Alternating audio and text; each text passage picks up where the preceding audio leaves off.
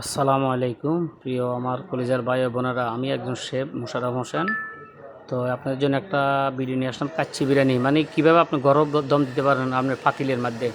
বড় পাতিল না হলেও চলবে, ছোটো পাতিলের ডেকচির মধ্যে আপনি কাচ্চি দম দিতে পারবেন। আমি একটা সসপ্যানে এই কাচ্চিগুলো দম দিতেছি চিনিগুড়া দিয়ে, অল্প করে স্টাফের জন্য। আমাদের স্টাফের আজকে একটা বিরিয়ানি ছিল, সবাই বলে কাচ্চি খাবে, তারপর আমি এই কাচ্চিটা দম দিলাম। উপরে বাস ফয়েল দিয়ে দিলেই হবে। উপরে ফয়েল দিয়ে এইভাবে দম দিয়ে দিবেন, 1.5-2 ঘন্টা বা 1.5-2 ঘন্টা রাখলে হবে। হয়ে গেল আমার কাচ্চিটা, ভাপ উঠে গেল ফোড়নের সাথে সাথে।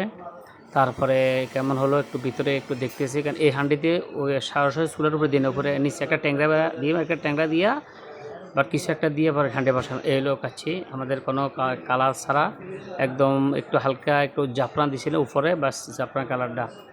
তো এই যে মাংসটা, 1 কেজি মাংস, এই একটু মাংস আসলো। এখন দেখলাম কেমন লাগলো। ভাইয়া ভিডিওগুলো বানাইতে কিন্তু অনেক কষ্ট, মনে অনেক আশা নিয়ে ভিডিও বানায় সারিয়ে, কিন্তু আপনারা কেউ দেখেন না এবং লাইক কমেন্ট করেন না, ভালো লাগে না।